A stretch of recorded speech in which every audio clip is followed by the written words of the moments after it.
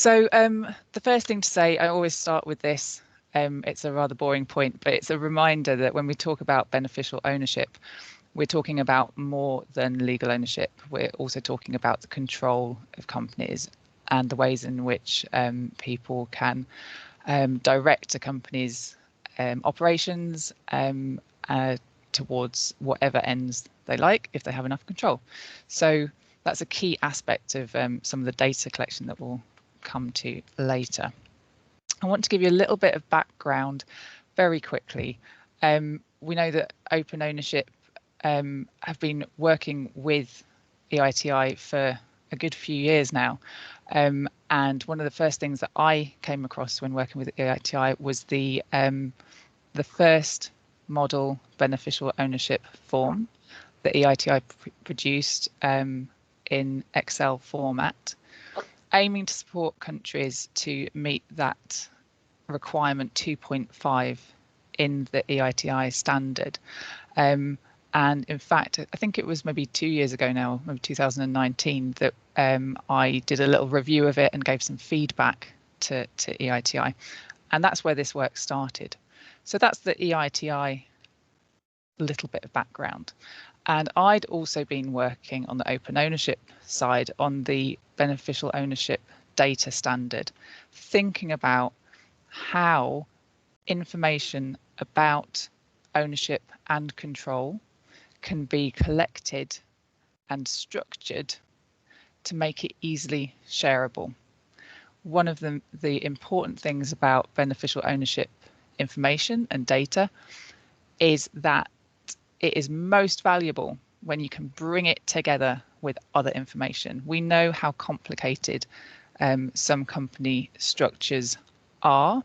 So to help validate the information that we get, to help piece together these structures, we need to make sure that information is structured in the same way. So development on that standard is ongoing and responsive to countries and what they need. And finally, it's worth saying that open ownership in the last year has brought together the learning that everyone in the organisation has gone through over the past 3-4 years of supporting countries, and we have represented that by setting out some principles for effective disclosure of beneficial ownership information.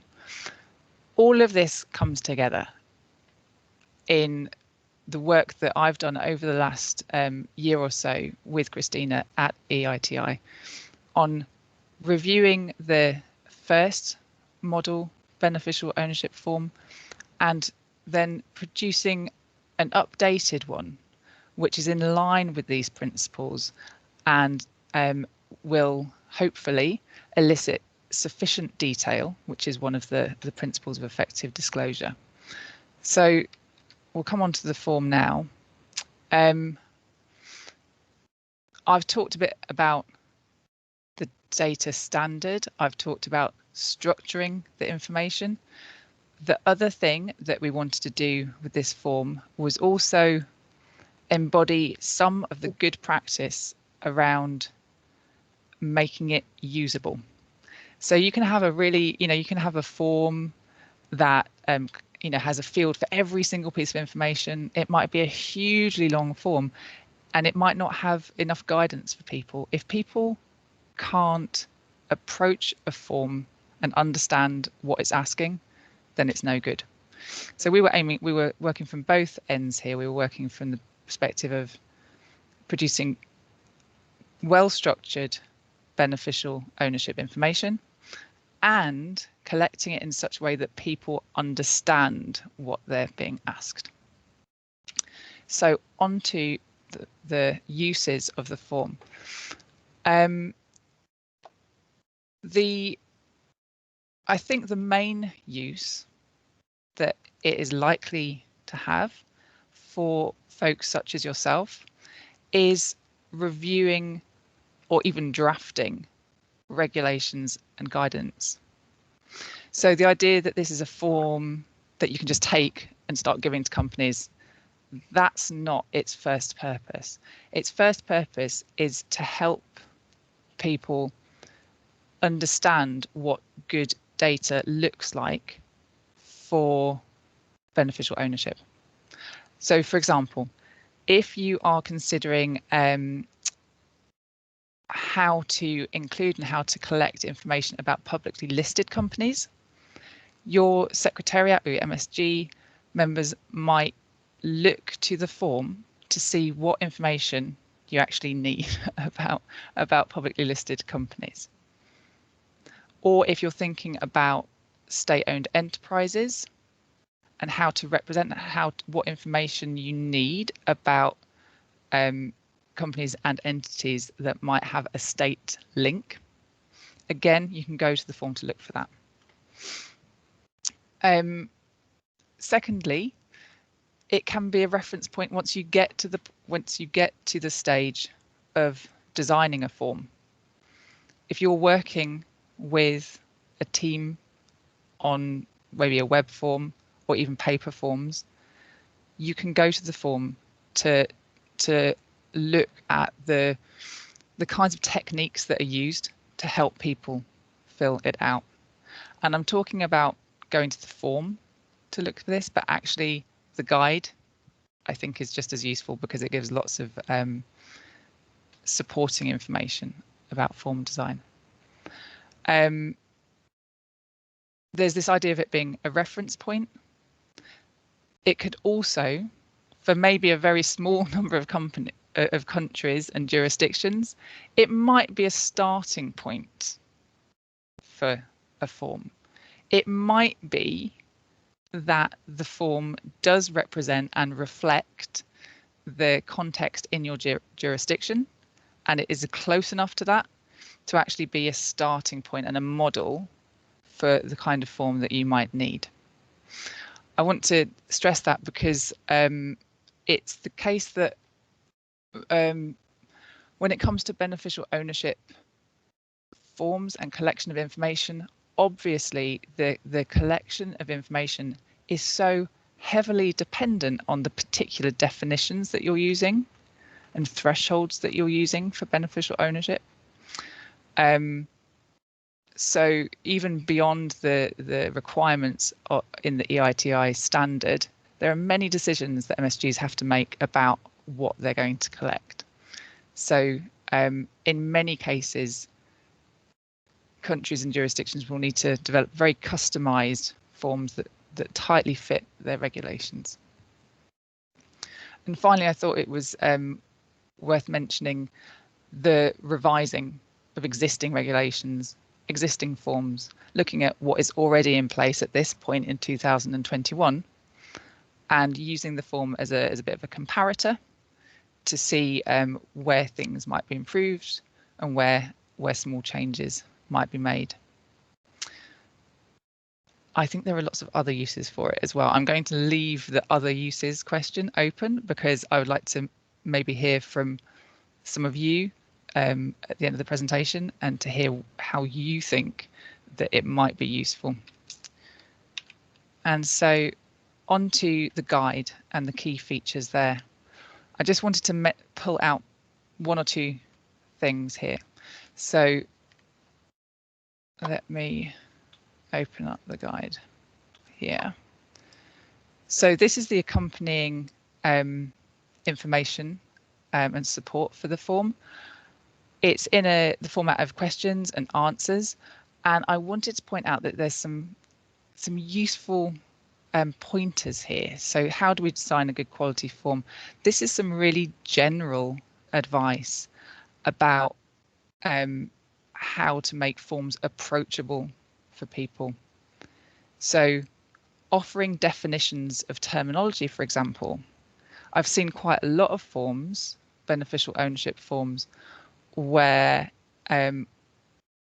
it wouldn't be clear to someone coming to it where they would find the ultimate definition of beneficial owner, or where terminology is not consistent across the form, which gives the impression that different information is being looked for. So that's one thing. Clear definitions, clear guidance, providing examples as well can be extremely useful, and being very clear about the type of information that is required in individual fields of the form, and using plain language. I know it's an obvious point, but I think, you know, if we're working at the end of, you know, if we're working with regulations and legislation, we get into that way of using language. But when it comes to forms, we have to make it as understandable for everyone. So plain language where possible. So that's one aspect of that guide that goes along with the form. The other thing that the guide does is it pulls out particular elements and types of information and talks more about them. So there's more information about dealing with nominee shareholding, for example. There's clarification about the difference between beneficial ownership and legal ownership. There's more information about why it's important to allow those who are completing declarations to be transparent if they're finding it difficult to get to beneficial ownership information. You can imagine that declaring companies are often going to be having to contact their legal owners and work their way up their ownership and control chain, if you like, to find information. And there might be challenges along the way, and we need to allow companies to be clear about that, and then to check up on them and to help them find the information. But we need to ensure that when we have information via these declarations, that it's clear when information is missing accidentally, when it's missing and it looks suspicious, and what is done about those different cases. Finally, in the guide, one other key feature, I think, is information about integrating the beneficial ownership forms and declarations with your wider information systems. So whether that's cadastral systems or whether it's licensing systems, thinking from the start about what information needs to connect up between these different data sources, and also making sure that as far as possible, companies are not being asked to submit the same information again and again to systems that should be linked. So those are some of the key features of the guide. And let me go on here. And now I'm going to talk finally about the form itself. I've already mentioned some of these things, but I'm going to show you them in the wild. So the first thing is this idea of structure in the form, and how people who fill it out go from one place to the next, and how they know which bits they're going to fill out. When you first look at this, there's the main company declaration sheet, and then you can see that we've got about 5 other sheets. It looks overwhelming, but the point of the design and the structure of the sheet is that not every company needs to fill out every form. So I can talk about these sheets as different forms or subforms. Companies start here with the main declaration sheet, and then depending on the type of company and its ownership or control structure, it may or may not need to fill out these subsequent subforms. And there's clear directions about what to do in each case. So again, depending on whether it's a registered private company or publicly listed or other legal entity, they'll fill out a different part of this form. And if they're not quite sure about what a registered private company is, you can use these information bubbles to find out. So here, if you're a registered private company and you're being asked for your ID number, but you're not sure what a registration authority is, again, you can look and find some information. And obviously, if you're using this model form, you would change that information to suit your particular context.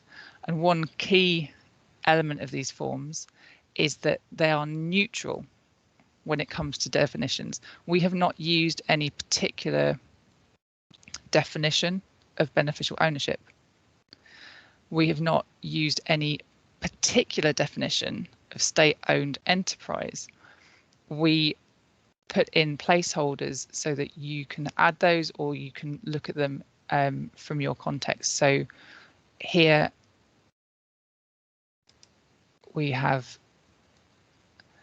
the definition of beneficial owner, or we have the element of the EITI requirement, which says that the multi-stakeholder group should define beneficial ownership, and then there's a space here for adding what that definition is. The other key element, I would say, of this form, of any form to do with beneficial ownership and companies, and even if this is in a licensing system or a cadastral system, is when we're talking about companies, when we're identifying companies, we need to collect their their identification information. So that's a key aspect here, and of course on the beneficial owner sheet as well. And we make sure that where companies are supplying their identification numbers or their registration numbers, that it's really important to also collect information about where they're registered, which registration authority. And in the case of, for example, publicly limited companies, we also give the option of using legal entity identifiers. And that's the case. That ask is of the declaring company itself, but also when we're collecting information about the legal owners. So this is the legal ownership sheet, which would be filled out in the case of a private registered company. And again, we asked for company identifiers. One thing that I think that you're likely to be asked about, because we get asked about it all the time, is what we do about personal and potentially sensitive information. So again, issues around tax numbers or personal identifiers, or just even age and residential address, these sorts of things. Another element of the form is that we're very clear about highlighting which pieces of information are only for internal use and which will be shared. A key element of the EITI standard is that information about beneficial ownership should be made public, it is reported, but obviously not all the information that's collected and is used and useful for example, validation would be releasable to the public. So it's very important for the people who are completing this information to understand that not all of it will ultimately be published. While I'm here, I can also mention another key feature, which is this element of the beneficial owner form, which flags up and highlights where a beneficial owner might have political connections. I think this is an element that is much more developed than in the earlier forms. And finally here on the beneficial owner form, this is where information about the interests of the beneficial owner in the declaring company are collected. It's a table because these forms had to be designed to work for both the most simple cases of beneficial ownership, but also in cases where a beneficial owner might have their ultimate interest held in a very complicated way through different legal owners, for example, and through appointment, being able to appoint members of the board, perhaps via an intermediary company, as well as shareholding through a different set of intermediary companies. These are the things that happen in real life that we know about. So this system here allows for a multitude of